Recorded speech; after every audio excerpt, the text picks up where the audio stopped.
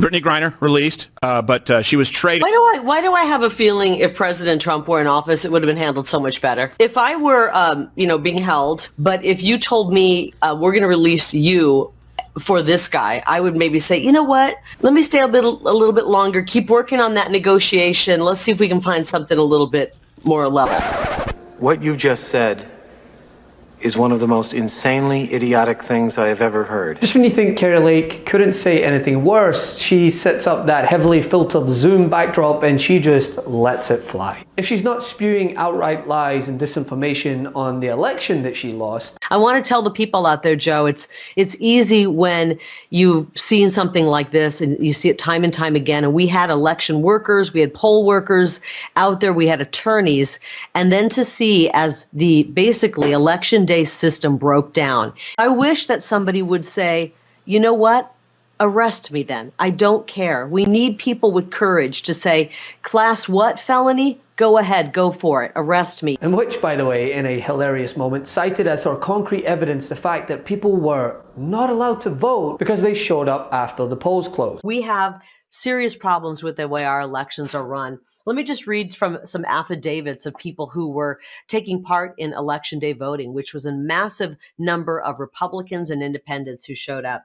This man says, at 7 o'clock, a marshal announced that voting time was over to the line outside of the building, with over 100 voters still standing in line. 4 or 5 voters arrived immediately thereafter and were very upset. One voter came to the side door to speak to his supervisor. He was shouting that he's being disenfranchised, that he's voted for 20 years without a problem, but he couldn't find a parking spot and went to the wrong side of the building. That's literally rule number 1. Get in line before they close. But today, she decided to take her stupidity into another subject matter, that being the recent release of Brittney Grine. And just wait till you hear this hot take from Kari herself. The conditions looked horrible, by the way. I mean, she's so big and tall, and she's in, and literally, they look like they keep the prisoners in a cage. Yeah. And so the conditions were obviously horrible. But if you told me we're going to release you for this guy, I would maybe say, you know what?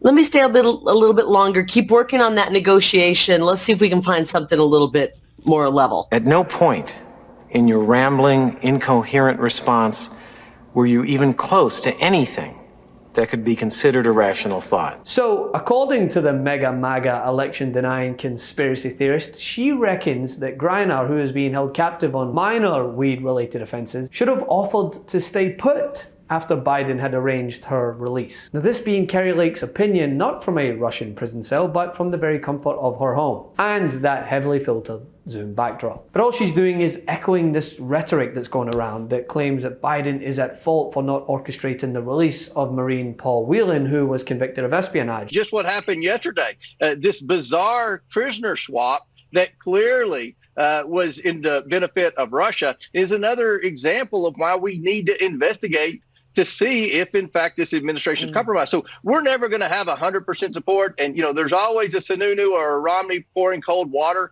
on good things Republicans are doing. But I will close with this. We're going to be doing a lot of things. What are the grounds if we can keep it about Hunter Biden, this is kind of a big deal, we think. If we can keep it about Hunter Biden, that would be great.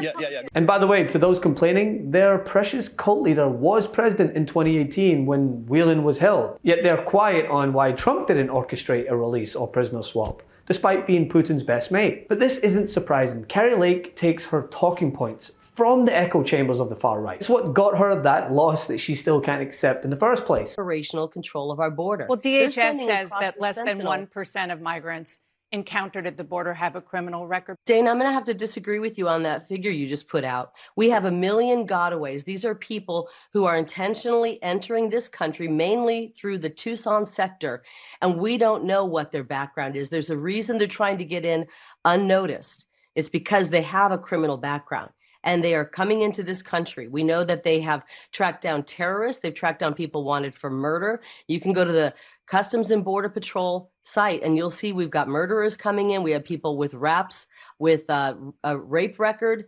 you name it. We've got hardened criminals coming. Well, let me just tell you that this stat that I just cited comes from the Department of Homeland Security. And in true Trumpish fashion, she just won't let it go. I wish that somebody would say, you know what?